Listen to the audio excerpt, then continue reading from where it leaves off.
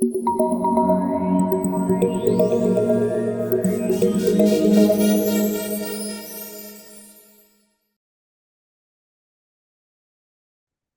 besok pakai kertas. Ya, kalau pakai kertas saya bisa besar-besar royal. Ya. Ada nutfah kalau dibuka Quran. Nutfah. Ada alaqah, ada mudghah. Nutfah itu air mani, alaqah itu segumpal darah, mudghah itu segumpal daging. Proses penciptaan kita, Bapak. Ya, itu Al-Qur'an, Allah yang mengatakan. Nah, kemudian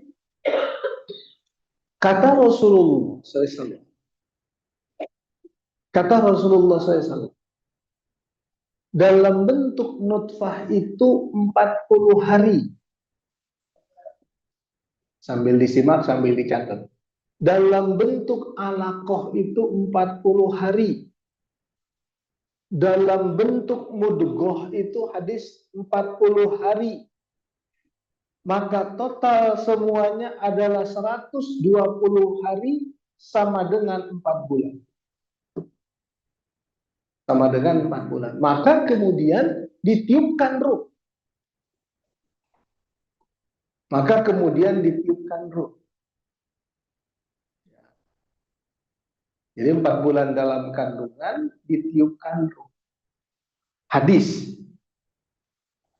Jadi kalau ibu-ibu mengadakan 4 bulanan itu memang berdasarkan fakta ini bahwa di usia 4 bulan itu ruh ditiupkan.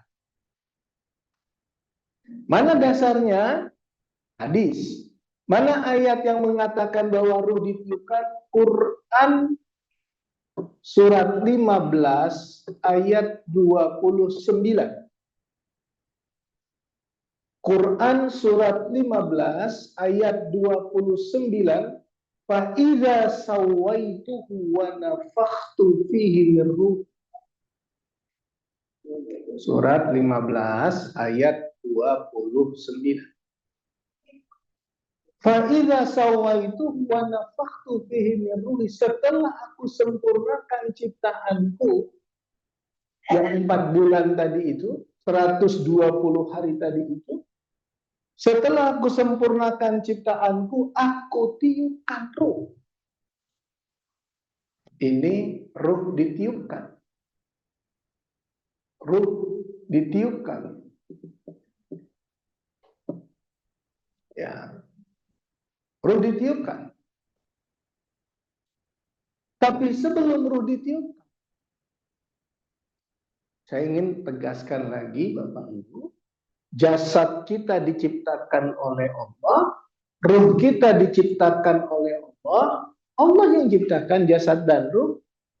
Ruh ditiupkan Allah ke jasad kita, ruh ditiupkan Allah ke jasad kita, tapi sebelum ruh ditiupkan, ruh bersumpah. Sumpah ruh. Sumpah ruh. Ruh bersumpah kepada Allah sebelum ditiupkan. Alastu birabbikum, bukankah aku adalah Tuhan? Sebelum ruh ditiupkan. Bukankah aku adalah Tuhan? Qalu bala syahidna. Kami bersaksi, Engkaulah Tuhan kami. Coba Bapak Ibu, apa yang terbayang sama Bapak Ibu sekalian? Dulu jasad kita 120 hari dalam kandungan ibu kita, itu prosesnya nutfah alaqah mudghah diciptakan oleh Allah. Maaf Bapak Ibu, saya harus jelaskan sedikit biar nyambung. Bukan karena maksud apa-apa. Ketika ayah kita melepas sperma, ada ratusan juta calon manusia di situ. Itu dalam ilmu biologi. Ada ratusan juta manusia, calon manusia di situ. Tapi yang dipilih oleh Allah hanya satu, bayangkan. Dari ratusan juta itu yang dipilih oleh Allah hanya satu. Dia bertemu dengan indung telur, setelah itu dia ngelok, yang lainnya terbuang. Kitalah yang jadi. 120 hari Allah tiupkan ruh kita, ruhnya bersumpah kepada Allah, bukankah aku adalah Tuhanmu? Qalu bala syahidna. Ya, bukankah aku adalah Tuhanmu? Qalu bala syahidna. HP di silent dulu ya, biar fokusnya nggak terpecah. Qalu bala syahidna, kami bersaksi kalau Tuhan. Maaf, saya ingin tegaskan, lebih cerdas hati kita daripada logika kita di awal. Kenapa? Karena kita sudah mengenal Allah secara ini belum. Bukankah aku Tuhanmu? Ya, kami bersaksi kalau Tuhan kami. Ruh sudah bersaksi bahwa Allah Tuhan dia. Berarti kecerdasan itu sudah dimulai di sini, bukan di sini. Kalau di sini itu setelah lahir, ini buku, ini meja, ini air, ini susu, ini mama, ini ayah, ini kakek, ini nenek, ini kakak, ini adik, itu diajarin kan? Ini. Tapi kalau ini, lebih dulu dia mengenal Allah. Makanya di alam ruh, alastu birabbikum qalu bala syahidna. Bukankah aku adalah Tuhanmu? Kami bersaksi engkau adalah Tuhan. Tuh, Bapak Ibu. Nah, yang menarik, yang diciptakan oleh Allah, yang diciptakan oleh Allah,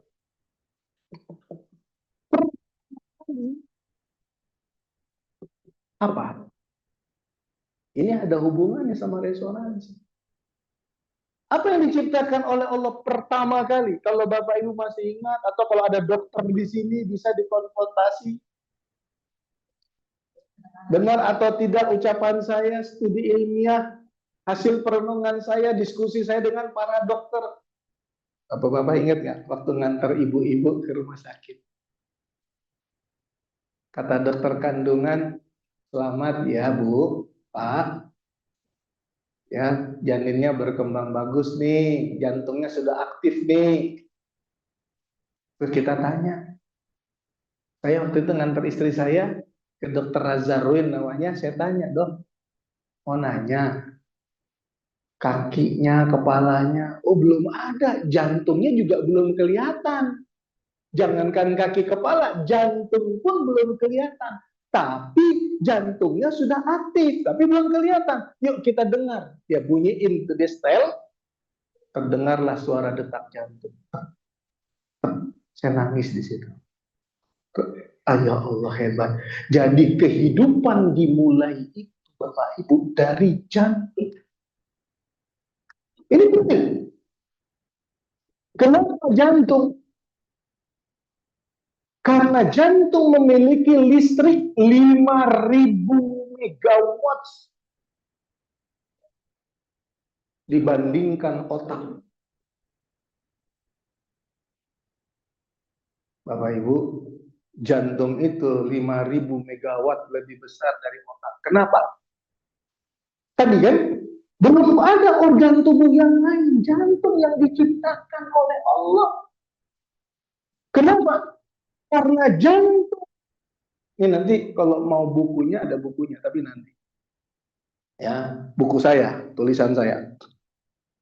Jantung itu Bapak Ibu mendistribusikan oksigen, nutrisi, darah ke otak dan seluruh jaringan tubuh. Makanya kalau jantung berhenti selesai itu. Seluruh jaringan tubuh. Jantung itu setiap pergerakan jantung gini. Ini semuanya daging nih dari awal nih.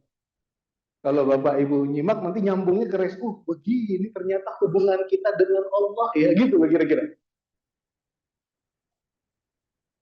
Setiap detak jantung itu mendistribusikan nutrisi, darah, oksigen ke otak dan ke seluruh jaringan tubuh. Makanya organ tubuh manusia yang paling berharga itu dua. Yang pertama adalah jantung, yang kedua adalah otak. Yang pertama adalah jantung, yang kedua adalah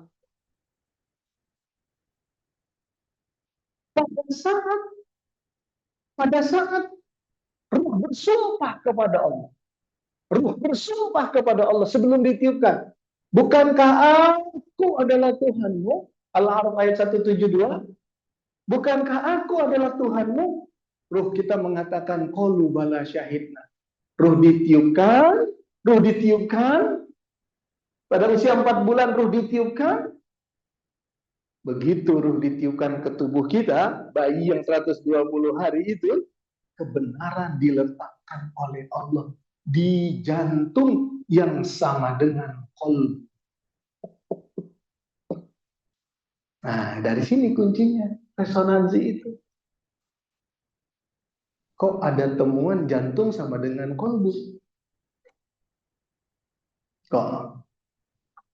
Coba, rumah sakit Hartologi, Blok S. Rumah sakit jantung. Heart. Rumah sakit apa? Jantung. Tapi heart, my heart. Hati, qalbu.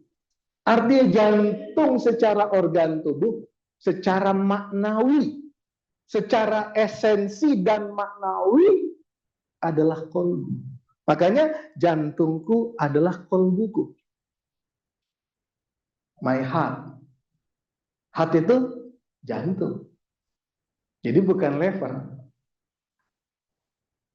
Bukan. Nah, ini studi ilmiah.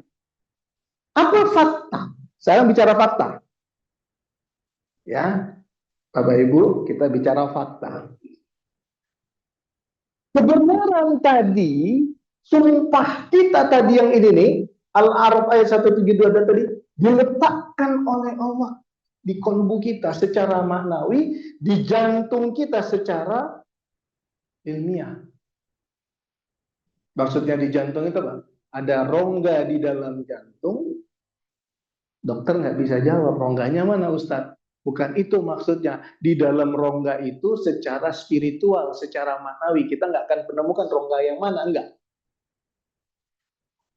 Secara spiritual, dia ada di jantung yang bernama kolbu secara maknawi, ya. Maknawi atau secara spiritual. Spiritual. Nah, apa fakta yang mendukung temuan ini? Apa faktanya? Kalau jantung kita adalah hati kita, adalah kolbu kita. Ini faktanya. Pertama, yang diciptakan oleh Allah adalah wadah tempat pertemuan kita dengan arti jantung, kan? Pertama. Yang kedua, Bapak Ibu, ketika kebenaran itu diletakkan di jantung yang notabene tadi secara maknawi adalah kolbu kita, kan kita kebenaran itu sumpah tadi itu loh. Di sini diletakkan oleh Allah. Coba, kalau kita berbuat baik, kalau kita sholat, nanti saya jelaskan tuh semua tentang, tapi nggak bisa hari ini semua ya. Tapi maksudnya kalau ini apa namanya, dahsyat banget. Kita sholat, kita berbuat baik, kita puasa, kita zikir, kita baca Quran, kita sedekah, kita nolong orang, kita sujud, kita ruku, bangun tengah malam, zikir, pokoknya semua kebaikan pasti, nggak pakai ragu, pasti jantung kita gini, lihat nih, pasti. Kalau di switch ini ke komputer, ada Pak Dokter, Bu Dokter di sini, pasti ke grafiknya tuh kelihatan bagus, stabil gitu. Irama jantungnya bagus. Tuh, naik dikit, turun gitu ya. Kenapa? Perbuatan kita selaras dengan kolbu kita. Selaras dengan sumpah yang ada di kolbu. Kalau kita berbuat salah, berzina. Contoh paling gampang. Berzina. Nggak diketahui oleh pasangan hidup. Kan banyak sekarang tuh eranya ya Pak ya. Era orang, kelakuan orang-orang sekarang itu selingkuh, berzina. Nggak diketahui oleh pasangan hidup. Nggak diketahui oleh siapa-siapa. Artinya aman dari pantauan manusia. Nggak ada yang mencekam, nggak ada yang menjudge, nggak ada yang menghakimi. Tapi dia dihakimi oleh dirinya sendiri. Kamu udah punya anak istri, kamu berzina. Marah-marah. Benci sama orang, aku benci banget sama dia, nggak suka aku lihat dia. Dendam. Kenapa? Perbuatan bertentangan dengan kebenaran. Kebenaran yang mana? Sumpah tadi yang ke Allah tadi itu loh. Coba Bapak Ibu, kan kita manusia biasa, pernah salah, pernah dosa. Saya pernah salah, pernah dosa. Coba setiap kita bersalah, bohong aja jantung kita langsung macet di jalan, kesel.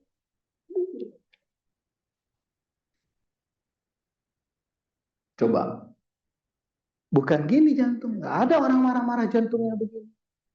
Pasti. Nah, kalau di switch ini ke komputer, EKG berarti kan, diperiksa pakai EKG, di switch ke komputer, kelihatan tuh irama jantungnya berantakan. Nah, artinya kalau irama jantung terganggu, detak jantung bermasalah, irama jantung terganggu, berarti ini terganggu. Maka kalau ini terganggu, berarti suplai darah, nutrisi oksigen ke seluruh jaringan tubuh kita terganggu. Oh, pantas jantung berdebar, muka merah, tengkuk pegal, sesak nafas, karena itu terganggu. Iramanya berantakan. Nah, Bapak Ibu yang dimuliakan oleh. Jadi jelas ya, wadah pertemuan kita dengan Allah itu apa? Qalbu kita. Wadah pertemuan kita dengan Allah adalah qalbu kita. Maka kalau bersih qalbu kita, bersihlah wadah pertemuan kita dengan Allah itu. Nah, kembali ke sini.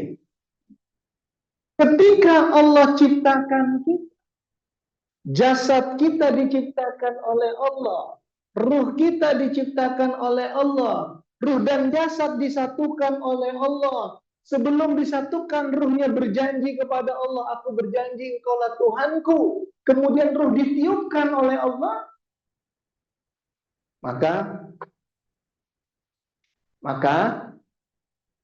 Allah katakan di surat 16 ayat 78. Allah katakan di surat 16 ayat 78. Wallahu akhrajakum min butuni ummahatikum la ta'lamuna syai'an.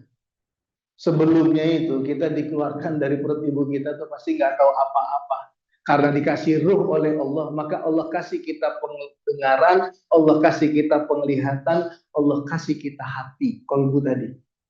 Wallahu akhrajakum min butuni ummahatikum la ta'lamuna syai'an. Wa ja'ala lakumus sam'a wal absara wal afidah la'allakum tashkurun. Nah, Bapak Ibu coba perhatikan, kita bicara fakta. Kita bicara fakta. Apa fakta yang sangat dahsyat itu? Ketika ruh ditiupkan, jasad diciptakan oleh Allah, ruh diciptakan oleh Allah, ruh ditiup ke jasad, ruhnya bersumpah kepada Allah, berarti ruh ini dekat dengan Allah karena dia diikat oleh Allah dengan sumpahnya kepada Allah. Kemudian ini diletakkan di kolbu, di sini nih kolbu nih, jantung kita, kolbu kita. Kalau gitu, kita ini manifestasi ilahi. Kitanya mana? Nggak ada. Jasad milik Allah, roh milik Allah, roh disumpah oleh Allah, roh dititipkan ke jasad. Kemudian si jasad sama roh itu dikasih 7 sifat Allah, 7 sifat wajib yang dimiliki oleh Allah, dipinjamkan ke kita. Apa yang pertama begitu ditiupkan? Hayat, hidup.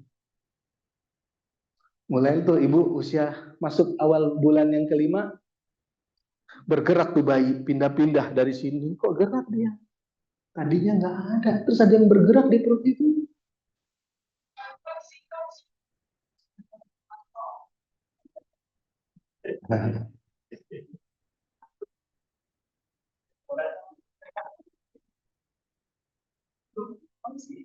Berarti lagi buka iklan. Bu, setelah ditiupkan, apa yang pertama dipinjamkan oleh Allah? Allah punya sifat wajib namanya hayat. Maka ruh dan jasad disatukan, hiduplah itu si bayi dalam perut itu. Sifat Allah yang maha hidup, hayat. Yang kedua, apa dipinjamkan oleh Allah? Sama.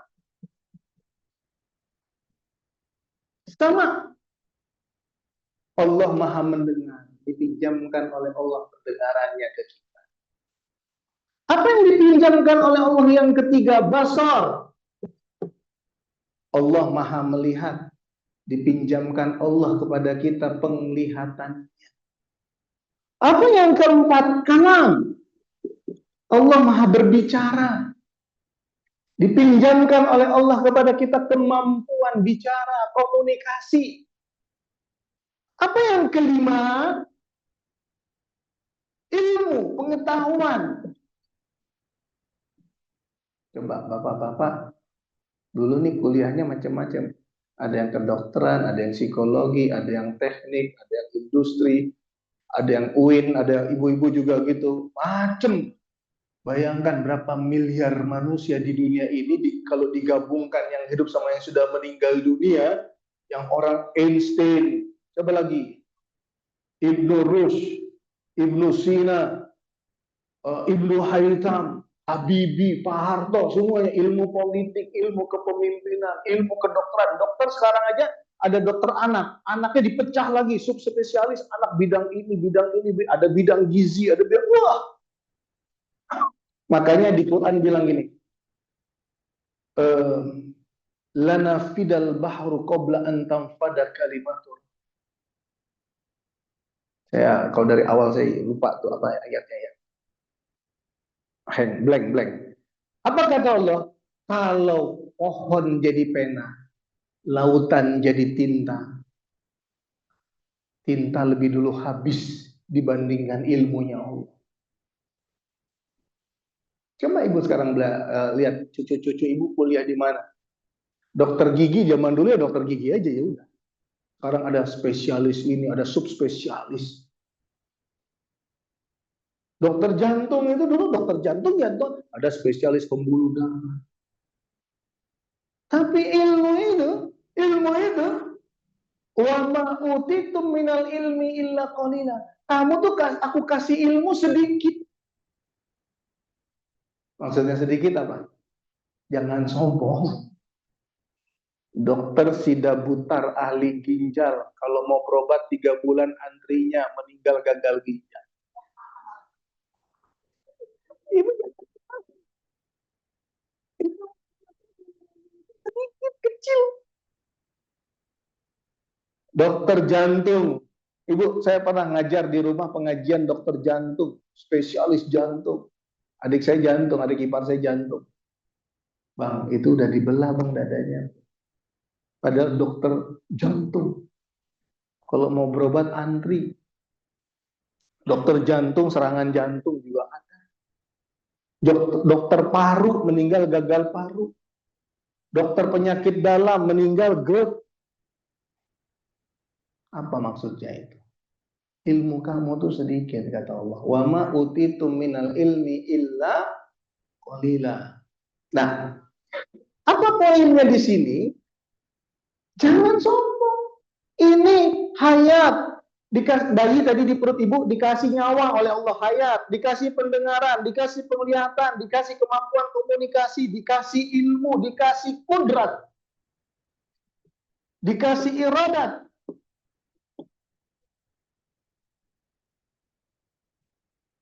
Pak Hendro ini kenal saya 15 tahun. Gesit. Ketemu di Imperium. Sana kantornya. Gagah Pak Hendro, belum pensiun. Wah, jalannya cepet. Tangga-tangga Masjid Pondok Indah turun naik udah biasa. 15, 20 tahun, 20 bahkan. 20 tahun yang lalu. Kemudian Pak Hendro sekarang di lab school. Sekarang Pak Hendro yang 20 tahun yang lalu dengan sekarang banyak berubah. Mungkin Pak Hendro lihat saya juga berubah. Saya dulu kalau bimbing umroh haji Bapak Ibu, banyak orang dulu pengen ikut sama. Subhanallah, subhanallah, walhamdulillah, walhamdulillah, wala ilaha illallah, Allahu akbar. Apalagi sa'i. Inna sofa wal marwata min syairillah. Inna sofa. Jemaah ikut kan? Kalau sekarang, subhanallah, subhanallah, diam dulu, tarik nafas dulu. Alhamdulillah, alhamdulillah. Serius. Kenapa? Karena kudratnya, kemampuannya, kompetensinya udah berkurang. Ini milik Allah. Coba paling gampang gini. Mana kakek nenek kita? Kecil, tua, kecil, dewasa, tua, meninggal. Berubah generasinya.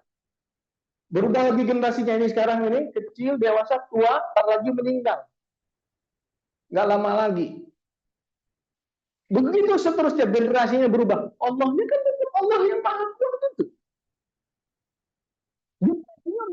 Dari zaman Nabi Adam sampai hari ini generasinya terus berubah. Yang dulu kaya, dulu hebat, udah hilang di tanah sekarang. Dibongkar tanah udah nggak ada. Yang dulu punya rumah-rumah di Pondok Indah ini sebelum pindah tangan ke rumah-rumah Bapak Ibu di sini, mana mereka? Hartanya udah pindah tangan ke orang yang lebih muda dari mereka. Besok rumah-rumah Pondok Indah ini di belakang hilang juga. Kenapa? Pemiliknya udah nggak ada, pindah tangan lagi ke orang lain, udah berubah lagi bentuknya. Sampai ratusan tahun ke depan, generasinya berubah, Allahnya tetap maha. Terus maaf ya, kita ini dapat uang, punya rumah, punya anak cucu, punya aset, punya bisnis. Sekarang mungkin punya uang di bank, ada yang sampai ratusan juta, miliaran, triliunan. Itu karena dikasih ini oleh Allah ini. Spidolnya habis. Dikasih ini oleh Allah.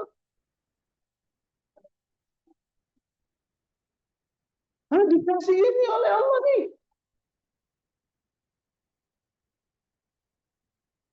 Terus kita gini ya. Rumah saya di Pondok Indah, mobil saya 4, bisnis saya banyak. Terus saya jalan begini. Padahal bisa seperti itu karena 7 sifat wajib yang dipinjemin Allah. Kalau nggak bisa ngomong, nih kalam diambil. Kalau nggak bisa melihat, bisa jadi ngomong. Kalau nggak bisa mendengar, bisa meeting sama orang lain, ngedealing proyek. Udah nggak bisa dengar, nggak bisa ngomong, nggak bisa melihat, bisa sukses. Udah nggak bisa dengar, nggak bisa melihat, nggak bisa ngomong, di kursi roda, nggak ada kodratnya, udah nggak punya kemampuan, bisa sukses. Terus kata Allah, kenapa kau yang sombong? Aku yang punya, kok kau yang sombong? Kata Allah. Aku yang memiliki kehidupan, sombong kata Allah.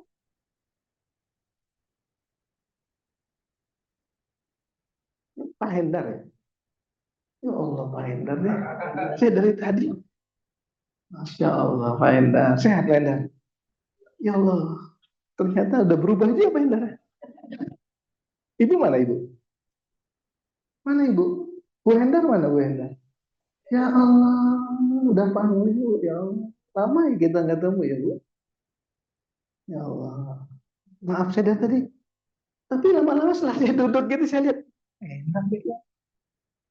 Allah, kita pernah bareng nih tahun 2006 2007 ya Pak. Luar biasa.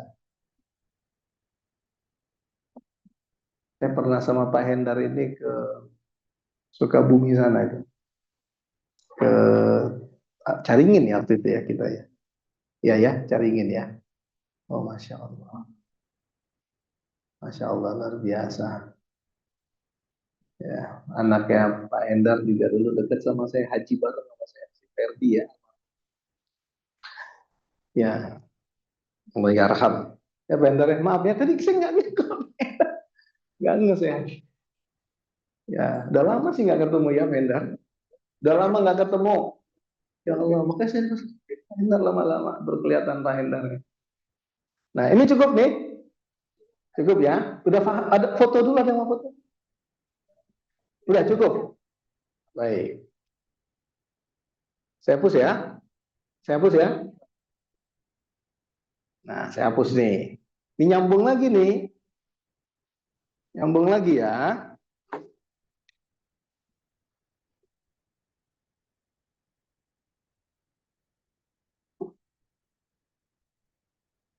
Baik.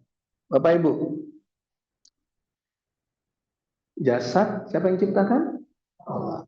Ruh siapa yang ciptakan? Ruh sebelum ditiupkan apa dulu? Bersumpah. Sudah disatukan dikasih berapa sifat? 7 sifat. Sebelum ditiupkan dikasih 7 sifat oleh Allah. Kira-kira sebetulnya kita dekat nggak dengan Allah? Kan nggak mungkin kalau yang tarekat-tarekat itu bilang siapa aku? Aku ini tidak ada. Yang ada aku adalah aku. Wah itu jelimet, nggak usah begitu. Kita mengkajinya pusing.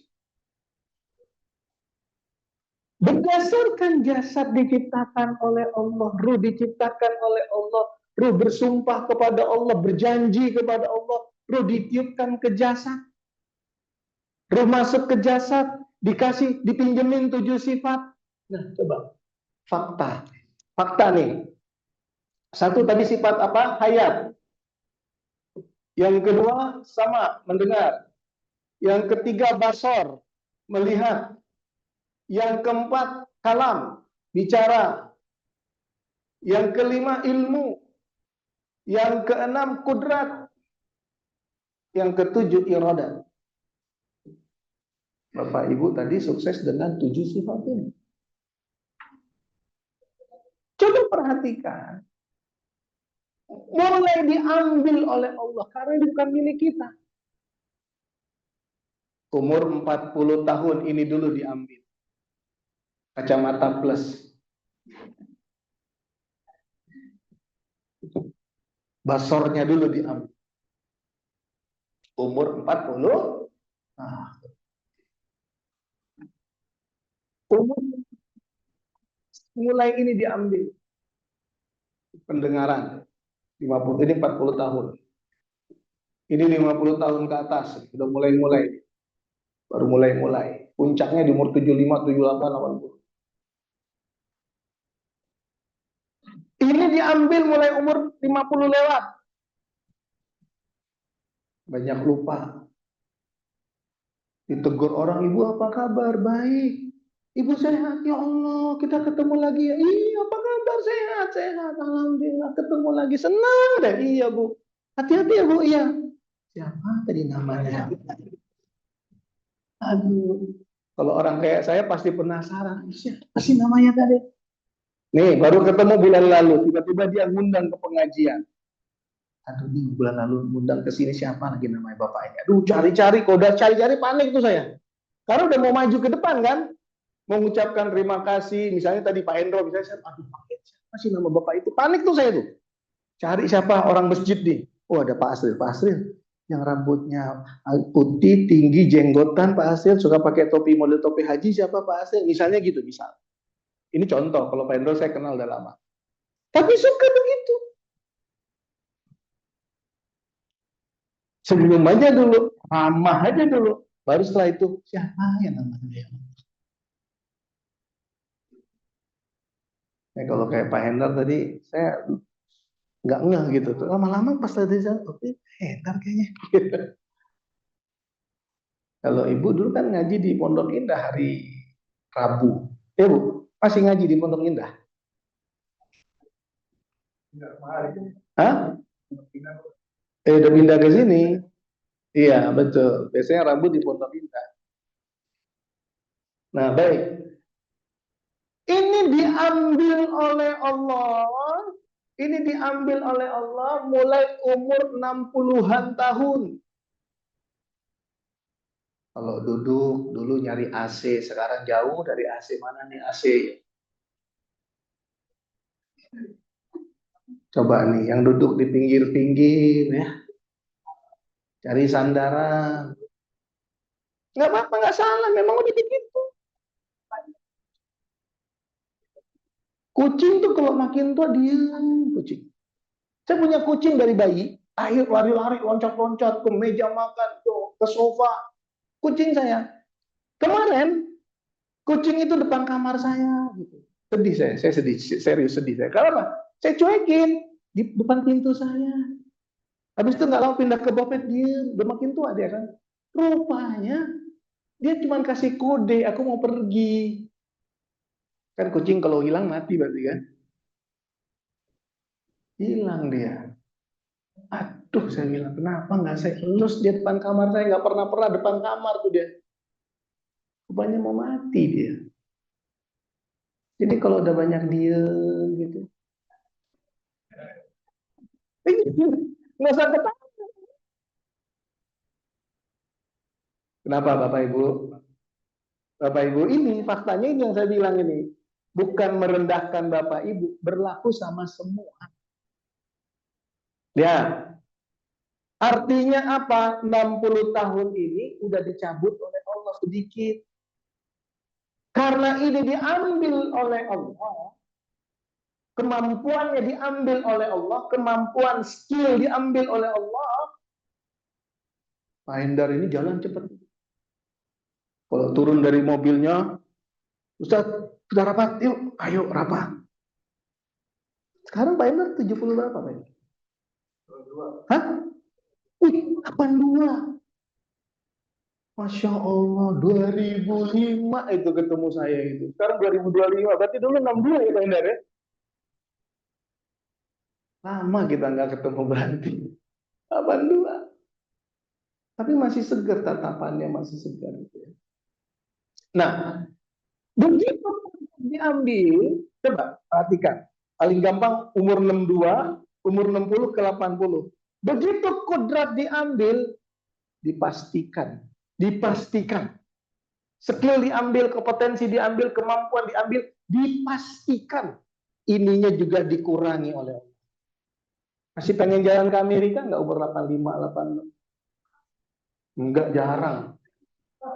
Ada anak, kamu nak pergi, Pak, ayo Pak, kita ke Amerika. Kamu aja lah sama anak istri kamu. Papa di rumah. Mama di rumah aja. Ngaji-ngaji lebih enak sekarang. Karena apa? Kemauannya itu diambil, dikurangi oleh Allah. Karena apa? Karena kudratnya diambil oleh Allah. Nyambung Bu, Bapak Ibu? Nyambung? Bisa dipahami? Baik. Ya, umur 85 ke atas. Nggak tahu saya sekarang ya. Bapak-bapak, ibu-ibu yang umur 80-an, coba. Sekarang udah jadi pendiam belum?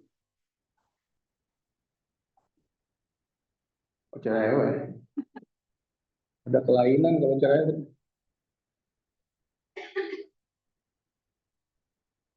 Ya, kalau Pak Endar kan saya kenal.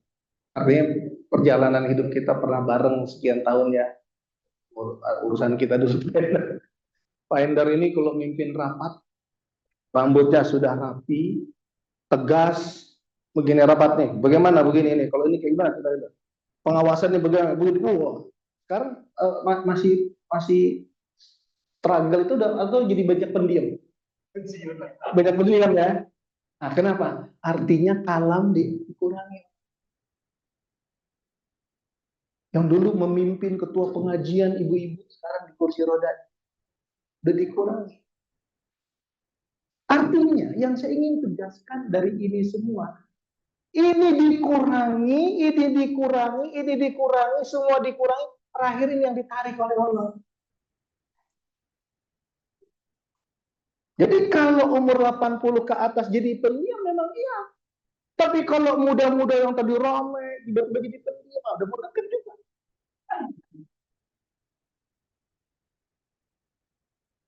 Nah, kalau Bapak Ibu sudah paham ini semua, dari yang saya sudah hapus tadi ya, sekarang saya hapus lagi nih, ini kan untuk nyambung aja nih. Kalau Bapak Ibu sudah memahami, saya ulangi nih, sengaja saya ulangi. Jasad siapa yang menciptakan? Ruh siapa yang menciptakan? Ruh ditiupkan ke jasad, siapa yang meniup? Sebelum ruh ditiupkan, ruh diikat oleh Allah. Setelah diikat, dikasih dipinjemin 7 sifat Allah. Kalau orang yang ketauhidannya dalam, dia mengkaji lebih dalam lagi. Ketika dia bilang, siapa kamu? Aku adalah Tuhan. Siapa yang datang? Aku. Siapa? Tuhan. Kalau orang awam nggak paham, musyrik, ngaku-ngaku Tuhan.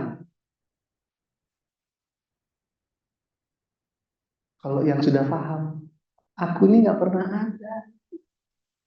Yang ada yang Allah. Kita ini kembali ke tanah. Yang abadi siapa? Allah. Kita ini nggak pernah ada. Nah, itulah yang dibunuh, digantung Al-Allaj, Abu Yazid Al-Bustami.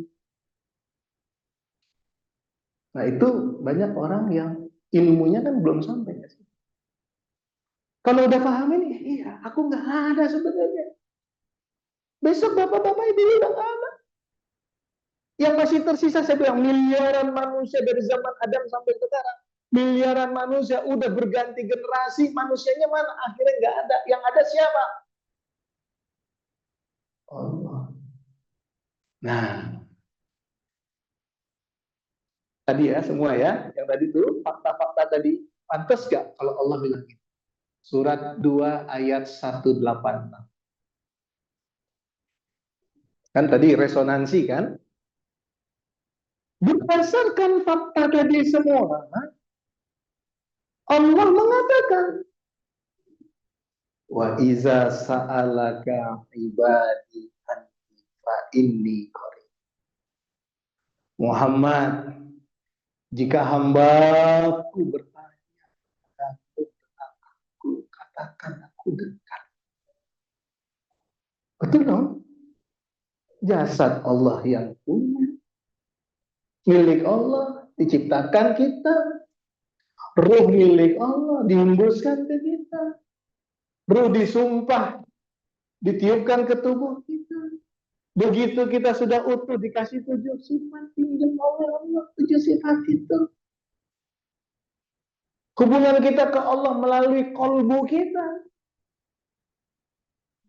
Faktanya 7 sifat wajib tadi dipinjam akan habis. Terakhir diambil oleh Allah hayat.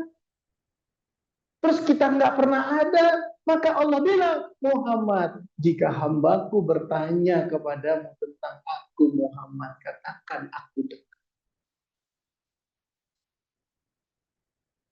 Jika hambaku bertanya kepadamu tentang aku, katakan aku dekat.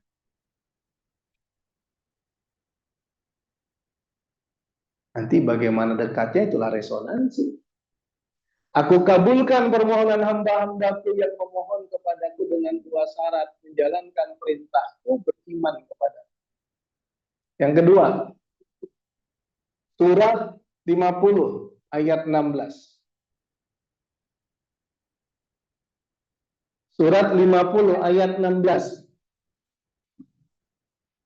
Kami yang menciptakan manusia. Surat 50 ayat 16. Kami yang menciptakan manusia. Kami tahu suara hatinya karena kami lebih dekat dari urat lehernya. Tuh. Coba ya. Kami yang menciptakan manusia. Kami tahu suara hatinya karena kami lebih dekat dari urat leher. Kan garpu tala tadi dibenturkan, maka garpu tala yang lain bergetar. Ya kan? Artinya resonansinya dapat. Allah pantas bilang apa? Kami yang menciptakan manusia. Kami tahu suara hati karena kami lebih dekat dari urat leher. Nah, Bu, Bapak Ibu, saya 3 minggu yang lalu apa 4 minggu yang lalu ceramah di Kemang jam 2 siang, ngantuknya berat dari subuh, terus ceramahnya digeser karena ada benturan, ceramah jam 9 ke jam 11, kemudian ceramah lagi jam 2 ke jam 4, ngantuk. Saya dalam hati nih, kayak gini nih, sedang ceramah, dalam hati, jam 2 siang. Kok ngantuk berat ya? Tuh, mau minum kopi ada nggak ya? Jam 2 siang. Aduh, ada kopi nggak ya kira-kira? Ini tapi ini di sini nggak keluar di mulut, di hati aja. Saya lagi ceramah. Ini nggak nyindir panitia, Bu. Saya baru minum kopi. Nggak, ini contoh. Saya baru minum kopi. Bisa asam lambung kalau sehari 2 kali. Saya cuma sehari sekali.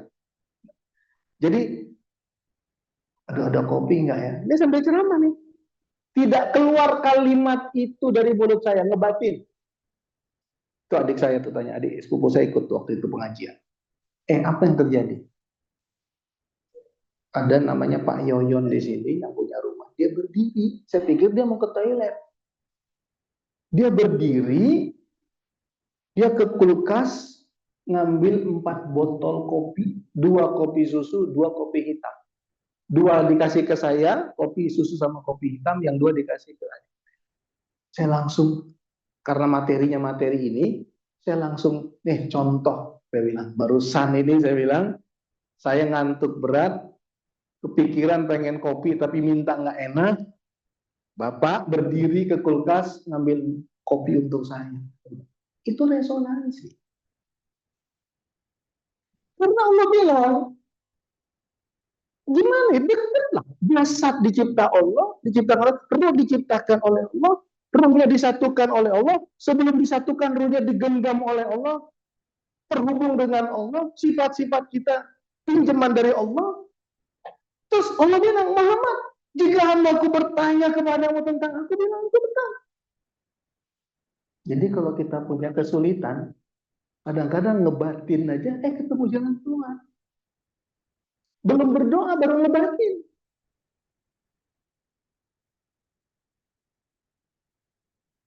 Anak saya nggak lulus UGM, nggak lulus Unpad, nggak lulus Undip, nggak lulus.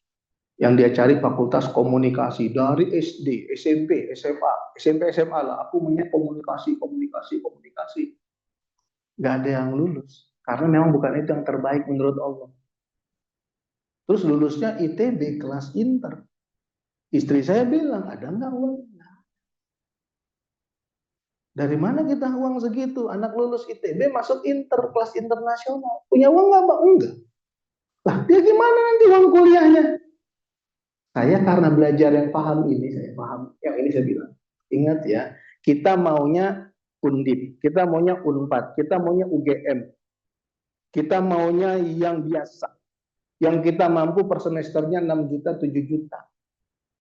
Terus Allah nggak kasih, nggak ada yang lulus itu semua. Dikasih oleh Allah ITB Inter. Berarti, saya bilang, berarti semua udah dijamin oleh Allah. Tinggal tunggu waktu. Begitu dia wisuda, saya nangis. Karena kayak bukan saya. Terus saya dalam hati di panggungnya di sana, saya duduk di sini, saya nangis. Kok bisa? Secara logika nggak mungkin. Karena tadi Allah bilang, Muhammad, berdasarkan, saya ulang-ulang biar Bapak Ibu kuat. Jasad diciptakan oleh Allah, ruh diciptakan oleh Allah, ruh bersumpah kepada Allah, diikat oleh Allah, sumpahnya diletakkan di kolbu, disatukan oleh Allah, dipinjemin 7 sifat wajib Allah. Orang dekat apa itu? Ibu sama anak dekat tidak? Darah, daging, betul? Kasih sayang Allah kepada kita melebihi kasih sayang seorang ibu kepada anak. Itu hadis. Nah, ada hadis qudsi. Hadis qudsi. Aku sesuai praduga hambaku kepada. Jangan prasangka buruk dong kepada. Kan tadi udah dijelasin mekanisme semua itu jasa tuh. Jangan prasangka buruk kepada Allah. Aku sesuai dengan praduga hambaku kepadaku. Kalau dia ingat kepadaku di dalam hatinya, aku akan ingat dia di dalam hatiku.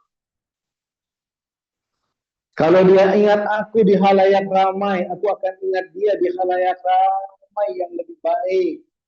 Kalau dia mendekat kepadaku sejengkal, aku mendekat kepadanya sehasta. Kalau dia mendekat kepadaku sehasta, aku akan mendekat kepadanya sedepa. Jika dia datang kepadaku dengan berjalan, aku akan datang menghampirinya dengan berlari.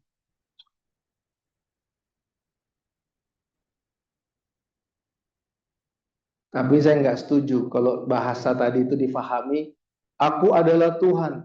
Aku yang mana? Kita ini kan punya hawa nafsu.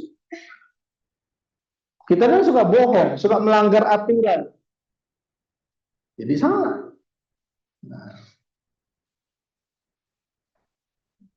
Nah, Bapak Ibu, coba pahami. Aku sesuai dengan praduga hambaku kepadaku.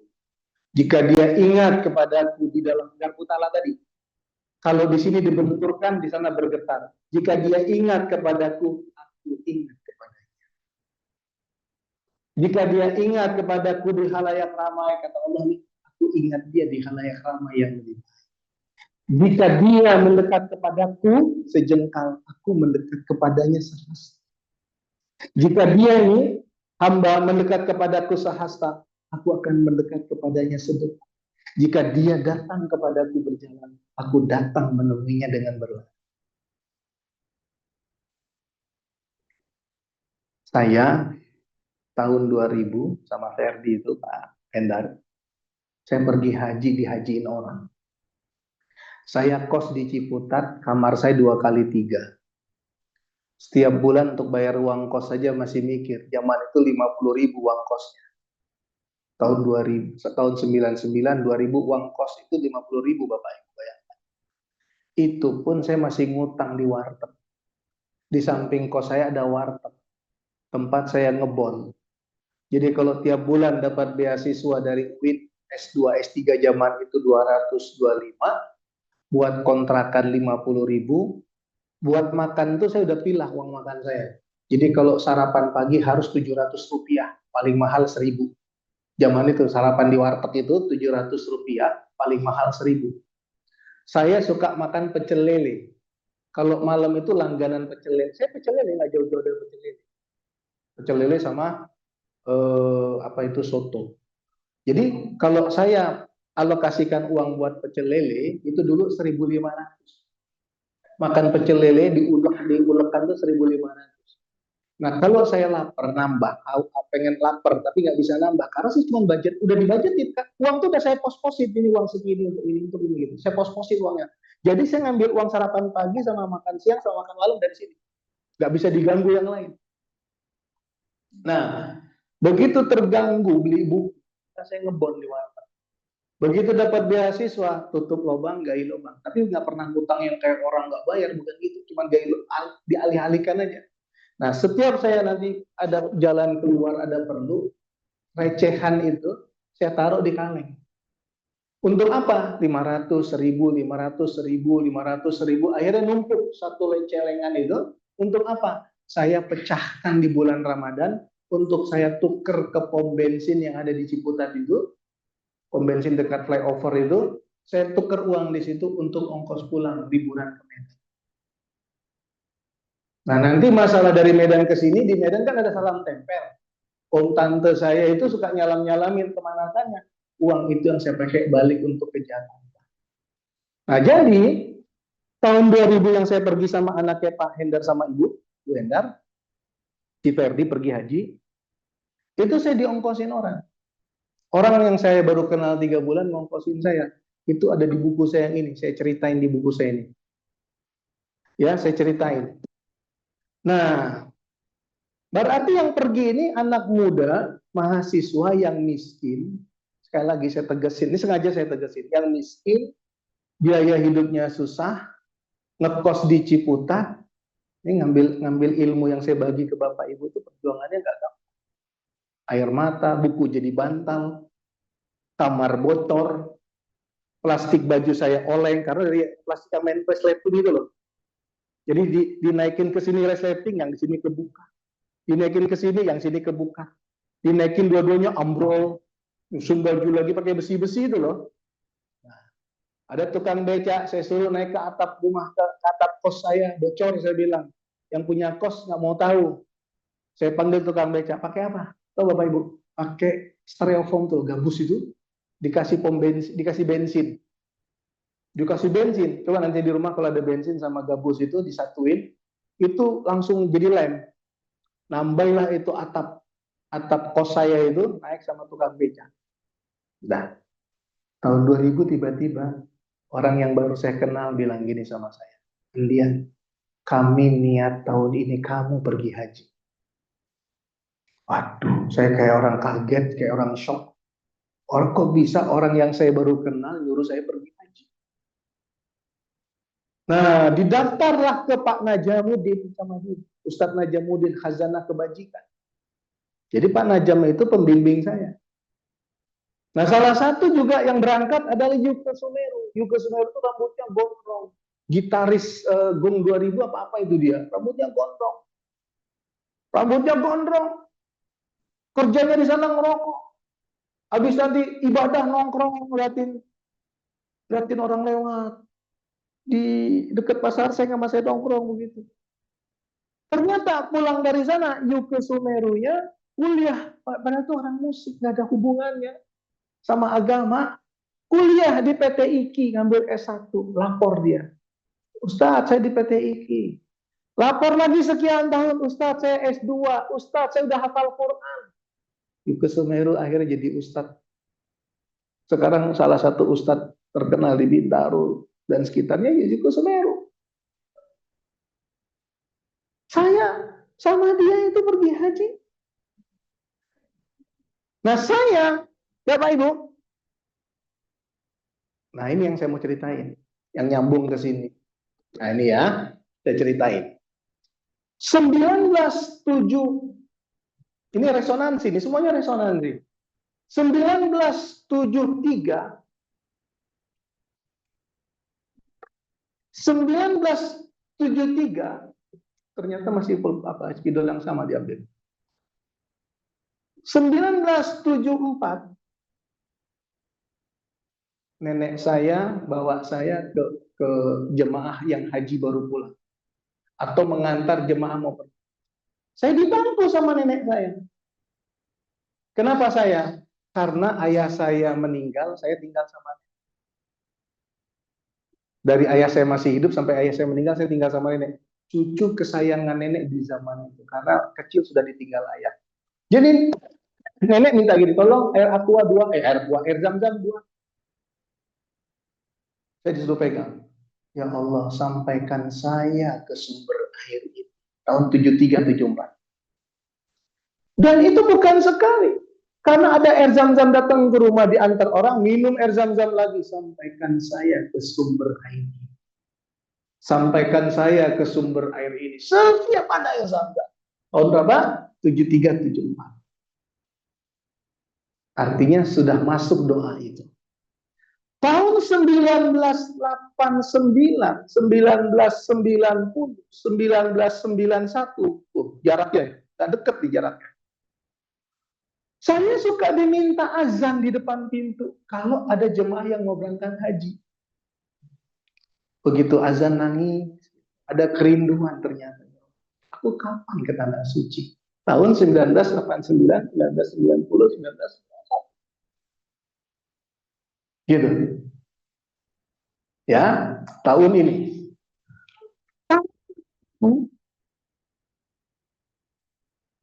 Saya ceramah di kapal laut 2000 awal.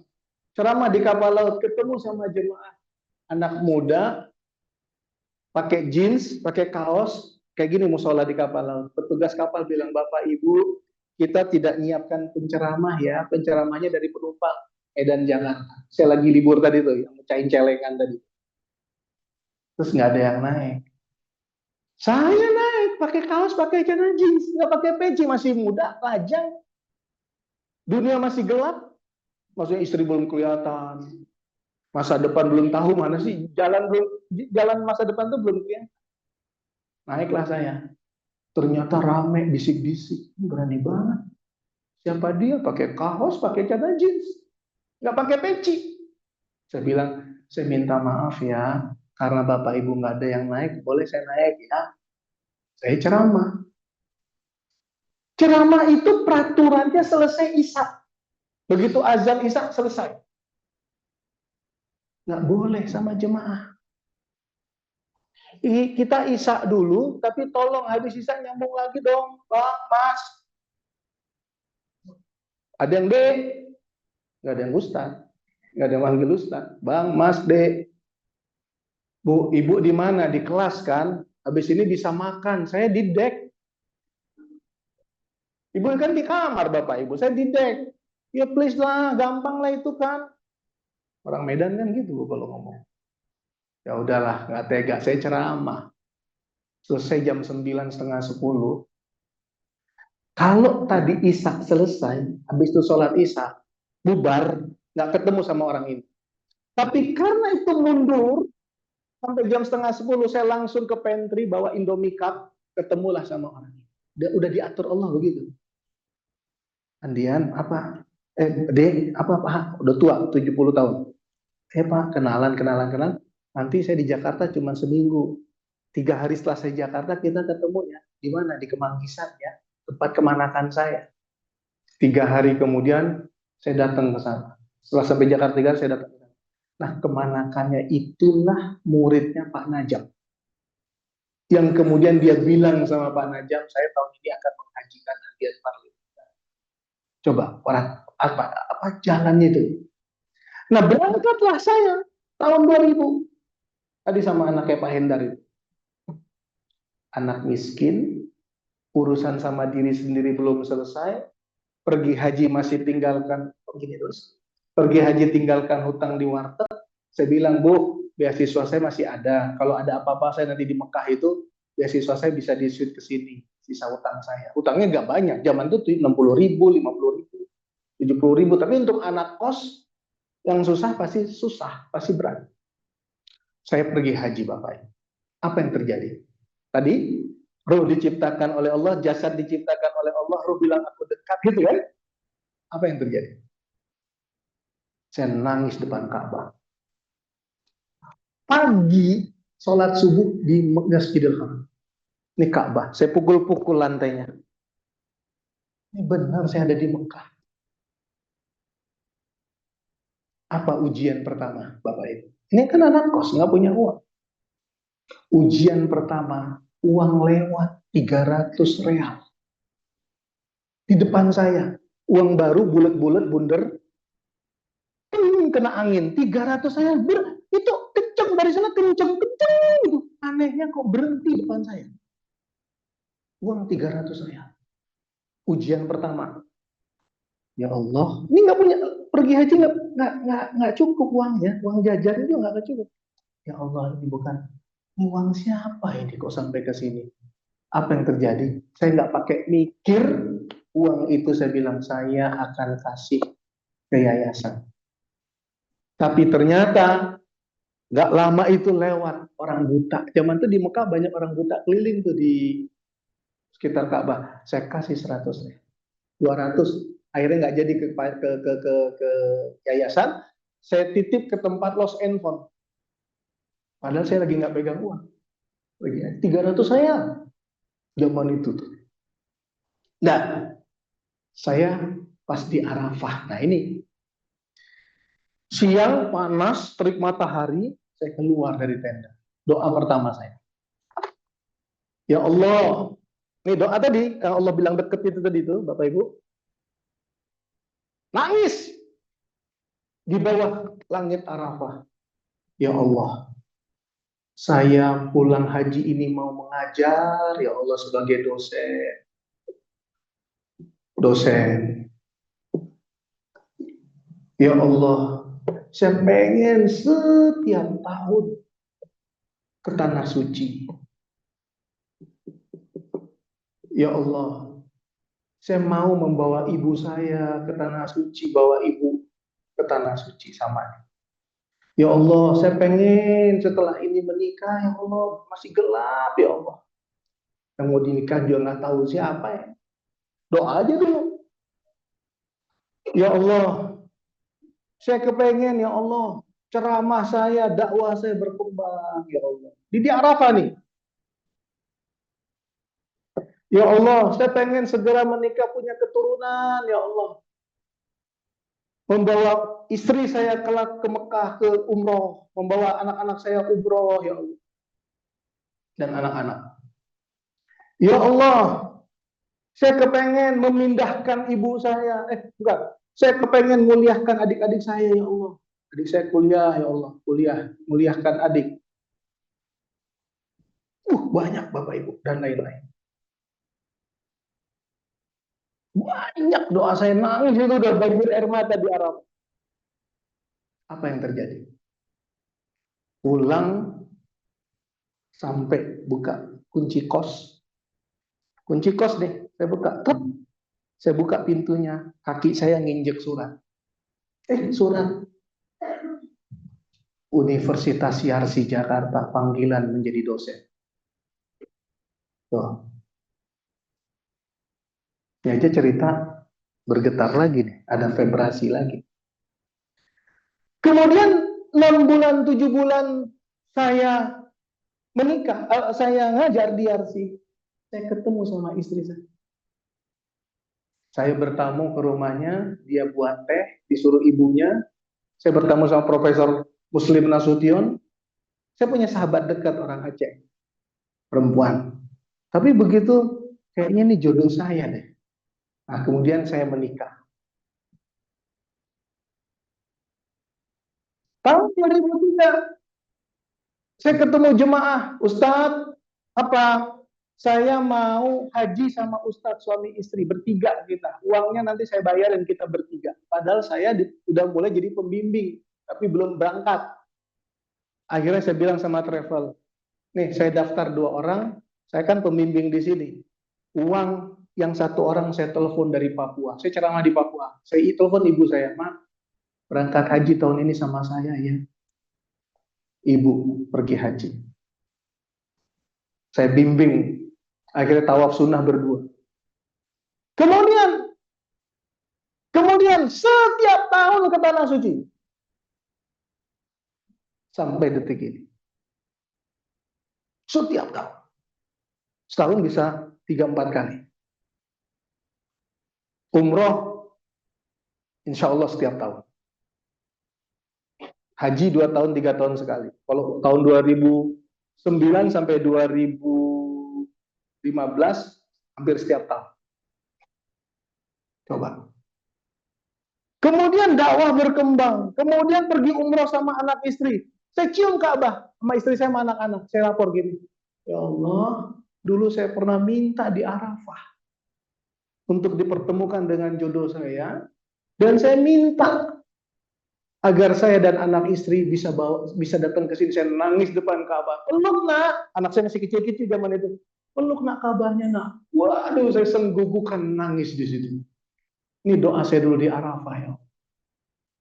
Saya pengen berbagi Bapak Ibu. Berdasarkan pengalaman itu, ini dia Islamic Quantum Attraction itu dia.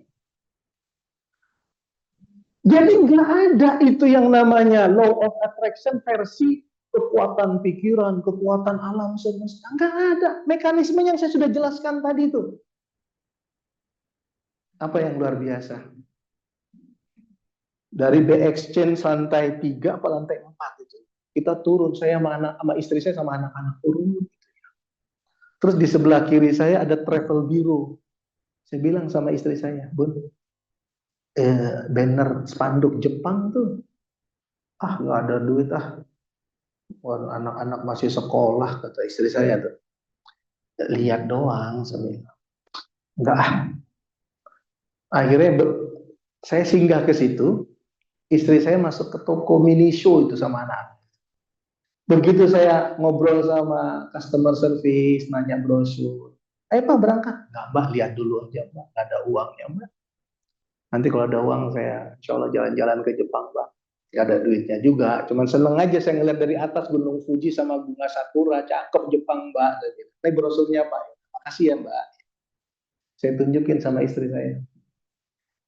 Brosur Jepang, lihat. Mama kan gitu.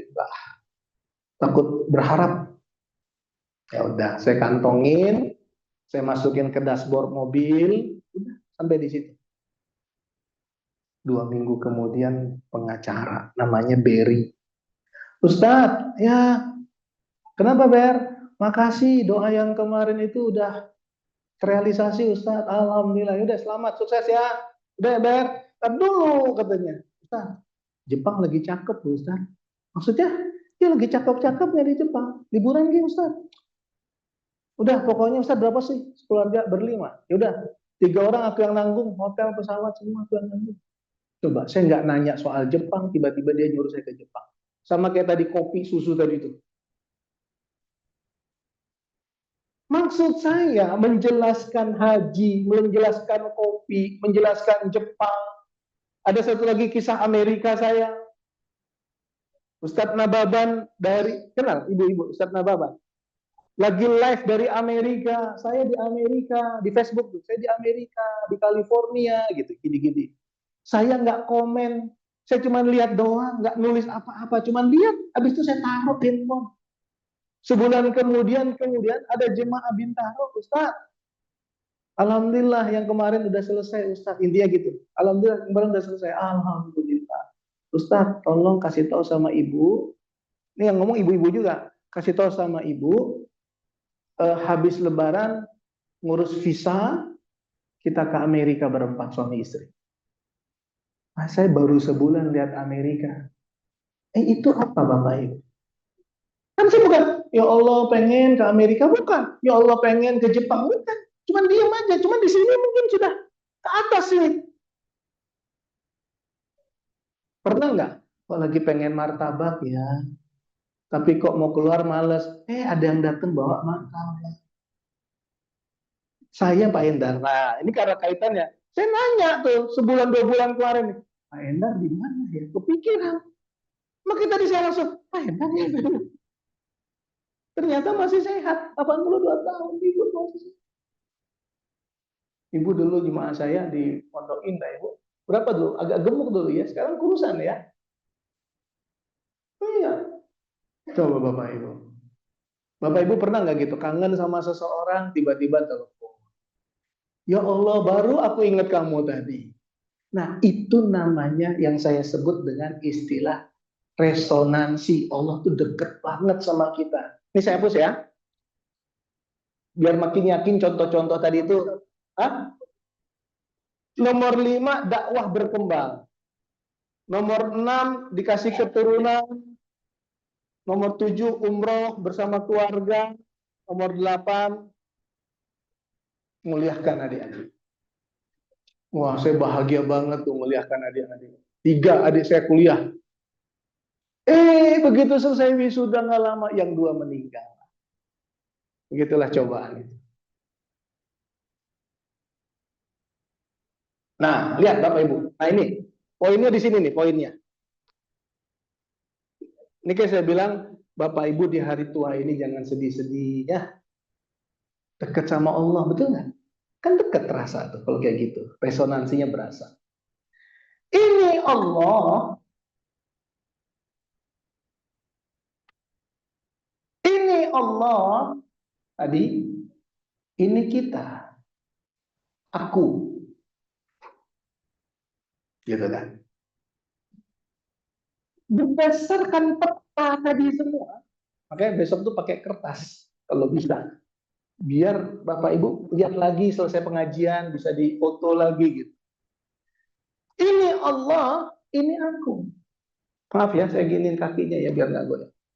Ini Allah, ini aku. Allah bilang, engkau ingat kepadaku, aku ingat kepadamu. Garputala tadi kan? Bapak Ibu. Garputala itu benda. Garputala itu benda. Kita ini bukan benda. Kalau Garputala aja terhubung, apalagi manusia dengan Tuhan. Ini Khalik. Ini makhluk.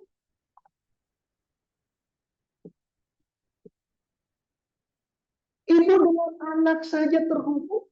Apalagi kita dengan yang menciptakan kita. Benda saja terhubung, apalagi kita dengan Allah. Maka Allah mengatakan, Muhammad, jika hambaku bertanya kepadamu, aku bilang aku dekat.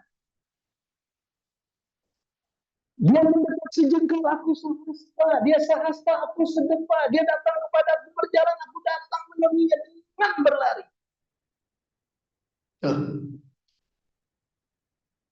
Seperti resonansi tadi. Tapi dekatnya itu kalau untuk kita dikasih syarat oleh Allah. Kan Garputala dibenturkan baru melahirkan feedback. Kalau nggak dibenturkan nggak melahirkan feedback. Nah, apa itu? Apa itu? Sunnatullahnya itu apa Bapak Ibu? Yang pertama iman. Yang kedua amal soleh. Yang ketiga sholat. Yang keempat puasa. Yang kelima zakat. Yang keenam syukur. Yang ketujuh sabar. Yang kedelapan tawakal. Ini jalan semua, maksudnya bukan satu-satu tangga, semua kita jalanin. Cuman ini biar gampang memahaminya aja. Yang ke sini sama aja ya, ini sama, cuman biar saya pengen nulis ayat. Yang ke sini taubat, taubat. Sini ikhlas.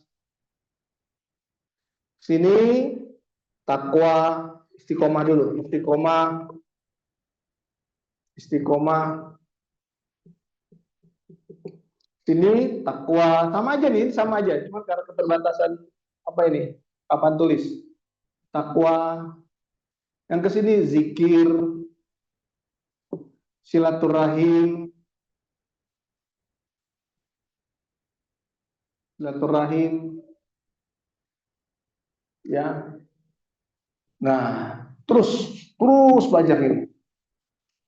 Pertanyaan saya. Ini banyak nih, ini banyak ke atas nih, sampai ketemu Allah. Pertanyaan saya, Bapak Ibu beriman nggak? Beriman. Bapak Ibu beramal soleh nggak? Suka sedekah, ke pengajian, beramal soleh nggak? Soleh. Bapak Ibu puasa 5 waktu? Puasa. Puasa Ramadan nggak? Puasa. Senin Kemis kadang-kadang puasa nggak? Puasa. Bapak Ibu zakat nggak? Zakat. Minimal zakat fitrah. Ya, zakat fitrah. Bapak Ibu bersyukur nggak? Bersyukur. Bapak Ibu sabar nggak menjalani itu? Sabar. Kan udah berjalan nih, semua berjalan kan? Berjalan semua. Inilah penguat resonansi itu. Nah, mana dalilnya? Kita lihat. Yang iman, amal soleh, zakat, ini nih, iman, sholat, amal soleh, ini zakat, Quran. Surat 2 ayat 277. Quran. Surat 16 ayat 97. Quran. surat 8 ayat 2 sampai 4. Tuh, garpu tala tadi dibenturkan, maka garpu tala yang lain bergetar. Nah, ini apa isinya? Apabila kita beriman, beramal soleh, mendirikan sholat, menunaikan zakat, kita dapat pahala, dijauhkan dari rasa sedih dan takut. Tuh, feedbacknya, dijauhkan dari rasa sedih dan takut. Al-Baqarah 277. 1697. Barang siapa yang beriman, beramal soleh, baik laki-laki ataupun perempuan, dikasih kehidupan yang baik. Feedbacknya, tadi garpu tala bergetar. Nah, feedback getarannya itu apa? Kalau kita melaksanakan iman dan amal soleh, Allah berikan kehidupan yang baik. Ya, ini dia 277 Al-Anfal, maaf, Al-Anfal ayat 2. Sesungguhnya orang beriman, beramal soleh, sesungguhnya orang beriman, jika disebut nama Allah, gemetar hatinya. Frekuensi itu, vibrasinya, resonansinya. Jika dibacakan ayat-ayat Allah, bertambah imannya kepada Allah. Mereka berserah diri, mereka mendirikan sholat, mereka menginfakkan hartanya. Apakah kata Allah? Dapat derajat yang tinggi, dapat ampunan, dapat rezeki yang mulia. Tuh. Jadi kalau resonansinya kuat, itu coba feedbacknya. Derajatnya tinggi, ampunan, rezeki yang mulia. Nah, syukur. Syukur. Nah, puasa dulu nih, puasa.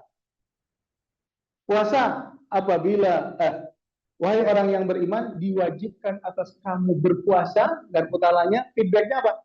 Kamu bertakwa. Kamu bertakwa. Kalau kamu sudah bertakwa, apa hasilnya?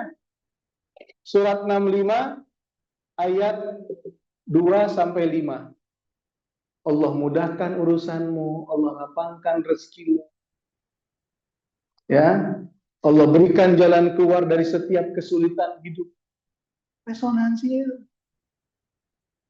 Ya, nih, puasa surat 2 ayat 183. Nah, syukur. Garpu tala dibenturkan. Feedbacknya apa? Tadi bergetar. Apabila kamu bersyukur, apa? Kami tambahkan nikmat kami kepadamu. Surat 14 ayat 7. Sabar. Apabila kamu bersabar, surat 2 ayat 155 sampai 157. Apa Bapak Ibu? Sabar. Mendapatkan ampunan, mendapatkan rahmat, mendapatkan petunjuk. 3. Mendapatkan ampunan, mendapatkan rahmat, mendapatkan petunjuk. Tuh. Ya. Barang siapa yang bertawakal kepada Allah, Allah sebagai pelindungnya. Surat 65 ayat 2 sampai 3 tadi. Kemudian sama surat Al-Anfal ayat 2 sampai 4. Surat 8 ayat 2 sampai 4. Banyak nih tawakal. Istiqomah. Surat 41 ayat 30 sampai 31. Surat 41 ayat 30 sampai 31. Orang-orang yang istiqomah di jalan Allah, pertama dilindungi oleh Allah, dijauhkan dari rasa takut dan sedih, semua harapannya dipenuhi oleh Allah, dunia akhirat. Tuh.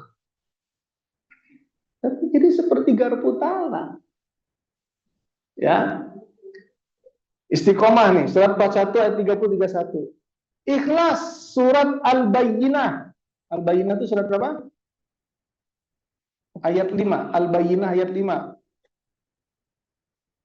Al-Bayyinah ayat 5. Manusia tidak diperintahkan kecuali ikhlas menjalankan ketaatan kepatuhannya kepada Allah, yang nanti akhir ayat Allah ridho kepada mereka, mereka ridho kepada Allah. Radhiyallahu anhum wa radu anhu. Zikir surat 13 ayat 28. Orang berzikir akan tentram hatinya.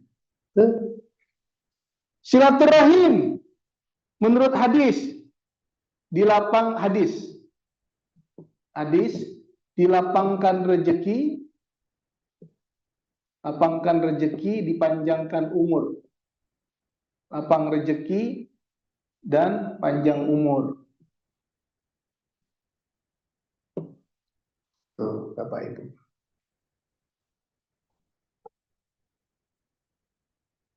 Nah, kalau kayak gini udah punya gambaran belum? Bapak Ibu udah punya gambaran belum? Kan saya ceramahnya terstruktur nih, udah punya gambaran belum? Seperti apa resonansi itu? Ya kan?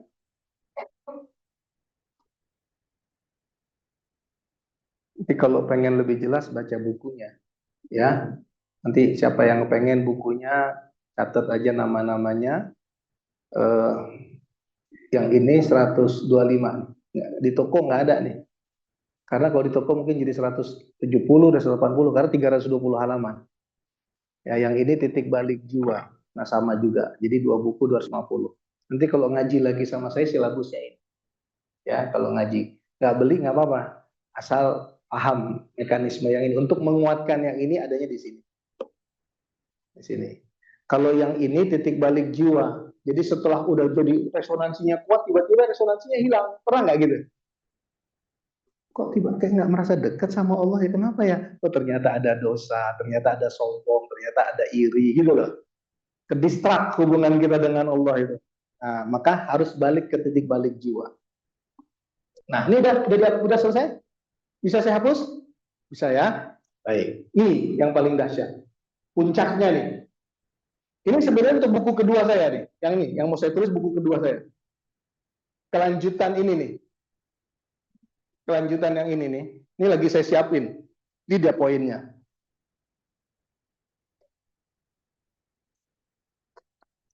Nah, ternyata tadi saya kembalikan, jasad diciptakan oleh Allah, ruh diciptakan oleh Allah, tempat pertemuan kita dengan Allah, kolbu kita,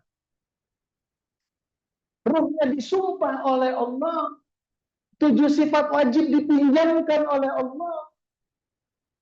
Allah tunjukkan di Al-Quran tadi untuk bisa sampai ke Allah, syukur, sabar, ikhlas itu kan. Nah, Bu, Bapak Ibu, ini yang bikin tadi saya bilang, yang janda sendiri di rumah, ya kan? Banyak gak? Nah, atau yang sudah sepuh-sepuh tinggal berdua di rumah, ya kan? Anak jauh-jauh. Nah, coba ada hadis, hambaku menjalankan perintah-perintah wajib. Kemudian mereka menjalankan yang sunnah-sunnah. Aku akan menjadi mata mereka, dengan mata itu mereka melihat. Aku akan menjadi telinga, dengan telinga itu mereka mendengar. Aku akan menjadi tangan, dengan tangan itu mereka menggenggam. Aku akan menjadi kaki, dengan kaki itu mereka berjalan. Apa? Coba, resonansinya makin kuat kan? Coba. Aku menjadi mata, dengan mata itu mereka melihat. Hadis qudsi ini. Aku menjadi telinga, dengan telinga itu mereka mendengar. Yang ngobrol bisik-bisiknya halus lagi ya. Aku menjadi tangan, ini poinnya sayang nih, nanti karena mau dikunci. Aku menjadi tangan, dengan tangan itu dia menggenggam. Aku menjadi kaki, dengan kaki itu mereka berjalan. Oke? Baik. Bu, Bapak Ibu. Oh. Yang tadi resonansinya kuat dengan aku tuh kita. Dengan peta yang tadi udah semua itu, peta itu tadi semua itu, kan berarti Allah dekat sama kita. Nah ini poinnya nanti waktu sholat, waktu sujud, waktu zikir, waktu baca Quran. Ini Bu, yang maha kaya, yang maha kuat, yang maha pengasih, yang maha penyayang, yang maha memberi, yang maha melindungi. Menangis saya ini. Yang maha melindungi,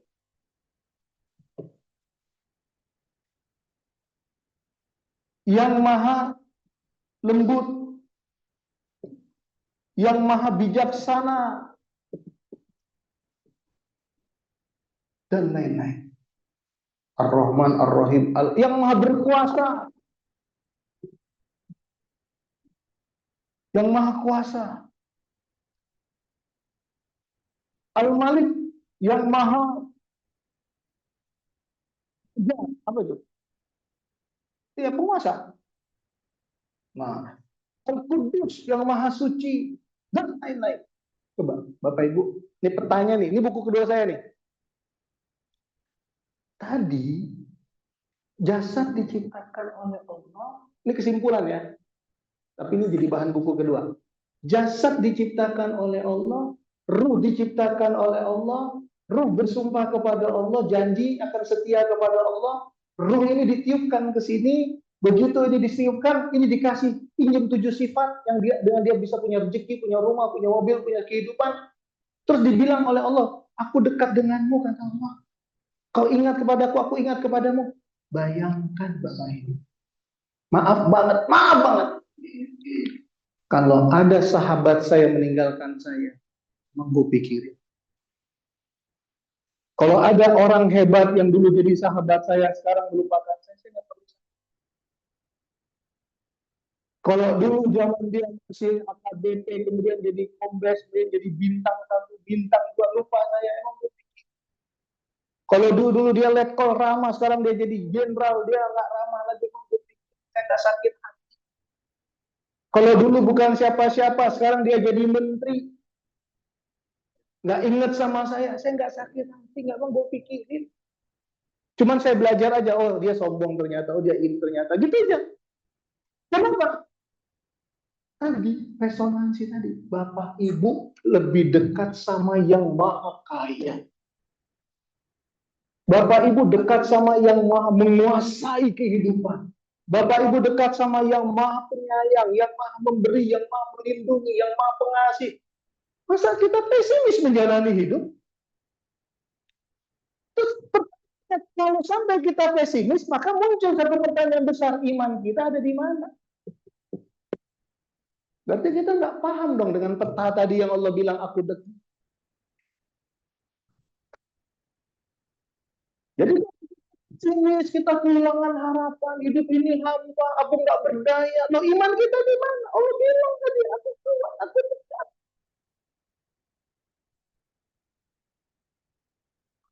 Apa sih sekarang ini? Aku kan udah janda, aku sendiri. Ya, gak usah begitu. Aku udah pensiun, Ustaz, udah nggak berdaya. Kata siapa? Yang nggak berdaya itu mindset kita. Karena ini bilang nggak berdaya, maka jadi nggak berdaya. Nah, apa itu teorinya? Ada namanya reticular activating system. Kalau di sini bilang nggak berdaya, maka nggak berdaya. Dibilang sini lemah, maka lemah. Dibilang sini hidup ini hampa, maka jadi hampa. Itu namanya reticular activating system yang membentuk neuroplastisitas.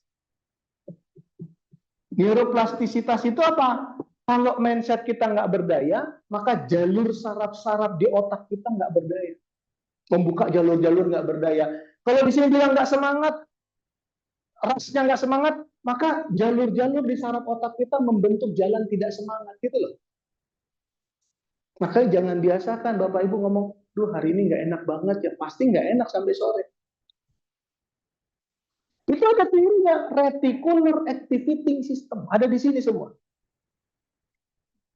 Coba Ibu belajar sama bapak-bapak ilmu Ibu tahu placebo?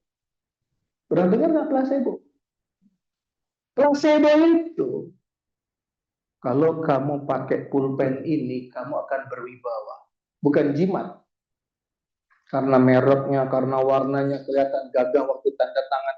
Begitu kita pegang pulpen ini, kayaknya kayak berwibawa. Saya kalau pakai sorban, maka saya punya rasa percaya diri. Bukan jimat. Mindset kita dibentuk oleh keyakinan kita. Tapi bagi orang yang nggak paham tauhid, itu jadi jimat, itulah musyrik. Contoh paling gampang, zaman kita kecil dulu, teman-teman kita bilang gini, kalau lagi main-main di halaman, tiba-tiba sesak beol, jauh dari kamar mandi, cari batu. Itu namanya placebo. Ada seorang kakek, dia sakit, karena dia dipegang oleh sama dokter A. Padahal dokter B lebih hebat, dokter C lebih hebat. Tapi karena dari awal yang menyembuhkan dia dalam tanda petik dokter A, maka dia baru melihat muka dokter A aja udah sembuh. Nah, itu placebo. Bayangkan kalau keyakinan itu kita gantungkan ke Allah. Allah yang maha kuat, Allah yang maha kaya, Allah yang maha menyembuhkan. Dahsyat ya. Yang jadi Bapak Ibu, sayang nih kalau nggak direnungkan ya. Itulah yang saya sebut dengan istilah resonansi ilahi. Jadi kalau gitu, kita ini sebenarnya setiap waktu terhubung dengan Allah. Baik, udah jam 11. Itu yang bisa saya sampaikan. Ya, nanti mungkin yang mau buku, daftar. Berapa orang biar saya tahu? 1, 2, 3, 2, 3, 4, 5, 6, 7, 8, 9. Ada lagi? Berarti 1, 2. Dua-duanya nih. Mau dua-duanya, 250.000. Ah ya, 250.000 kali 2. Ibu. Ibu satu yang ini. Yang mana? Ini. Oh, yang satu aja. Yang mau dua berapa orang? 1, 2, 3, 4, 5, 6. Hah? 250 ya. Nanti kita ngaji lagi. Bu Yuli, saya pengen tuntaskan sekali pertemuan lagi. Ya Pak Intan. Nanti kita bahas tentang titik balik jiwa. Kalau yang tadi itu udah sebetulnya dengan mendengar itu udah membaca satu buku sebenarnya. Nah, nanti tambahannya adalah kita bahas tentang mekanisme titik balik jiwa. Jadi silabus ya. Ada. Yang mau dua berapa orang? Boleh dicatat? 1, 2. 2 maksudnya apa, Bu? 4 berarti. 4. Oh, Ibu 4. 4, 5, 6, 7, 8, 9, 10, 11, 12, 13, 14. Berarti Ibu 2. Ya. 14 ya. 14 buku berarti. Deal? Bukan, maksud saya besok kalau dikirim kan repot. Kalau ada sekarang biar diambil 14. Yang mau satu? Ibu mau 2 mau 1 tadi?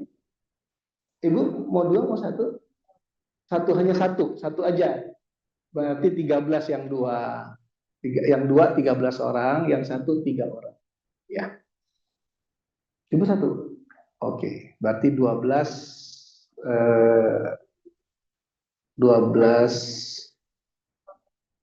sepasang, yang 1 4. Oke. Ustaz Dedi mana? Yang ini ambil 12, 6 set. 6 set. Yang ininya 4. Ya. 6 set sama 4. Ya. Saya kira itu Ibu ada mau ditanya? Apa Bu? Di telepon? Bisa. Ibu nanti transfernya ke sini aja. Nah, nanti ke sini aja. Ke Mandiri 120.000 312 3218. 120.000, 312, 3218. Ya, jadi satu buku 125.000. Ya, dua buku, satu buku, ini dua buku, 250.000. Nama saya aja, Bu. Ya, sengaja saya nggak masukin ke toko. Karena saya lihat di atas halaman 300-an itu 175, 180. Jadi saya nggak masukin ke toko. Di online ada, tapi kalau toko-toko buku enggak. Karena di atas 175, 180. Ini di 125. Ya, nanti biar nggak salah betul, pastiin. Takutnya sudah pergi nanti tiba-tiba ada yang belum dapat. Yang beli dua buku, sekali lagi pastiin aja. Dua set, satu set. Satu set, satu set. Satu orang, satu, dua, tiga, empat, ya, lima, enam. Bu, yang benar, Bu, angkatnya. Satu, dua, tiga, empat, lima, enam berarti, Bu, kan? Yang satu set, 6 orang. Yang satu, 4 orang, kan? Angkat tangan. Satu, dua, tiga, empat. Ya udah, betul ya, nggak salah ya. Oke, Bu Yuli ya. Jadi itu yang bisa saya sampaikan. Sehat-sehat semua, bahagia untuk semua. Saya minta slot sekali lagi ya Bu Yuli, cari waktu untuk membahas yang ini. Ya, karena ini ada hubungannya sama yang ini. Ya, kenapa hubungan kita suka terdistrak? Di sini cerita tentang luka batin. Nah, ini ada terapi kalau yang ini. Jadi nanti habis pengajian kita terapi yang ini. Ya, ada terapinya. Itu saja yang bisa saya sampaikan. Sehat-sehat buat semua. Kita doa. Al-Fatihah.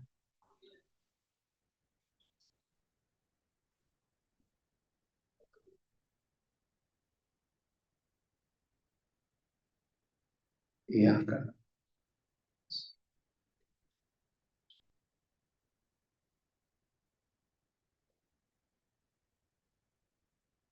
Allahumma salli ala Sayyidina Muhammad.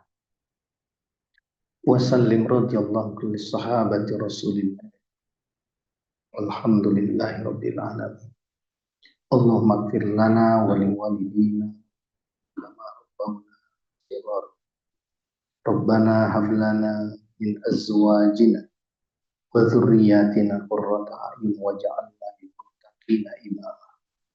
Allahumma a'inna ala zikrika wa syukrika wa husni ibadatik.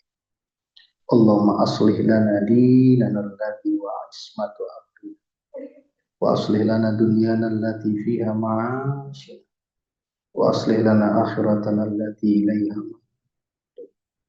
waj'alil hayata ziyadatan lana fi khair waj'alil mauta rahatan lana min kulli syarr. Rabbana atina min ladunka wa hayyi lana min amrina rasyada. Rabbana atina fid dunya hasanah wa fil akhirati hasanah wa qina adzabannar. Walhamdulillahirabbil alamin. Ini nomor HP saya ya Bapak Ibu ya. Kalau mau ngundang kalau bisa sebulan sebelumnya ya. Karena takut benturan. 0817. Ini kalau mau ngobrol sama saya di sini Bu.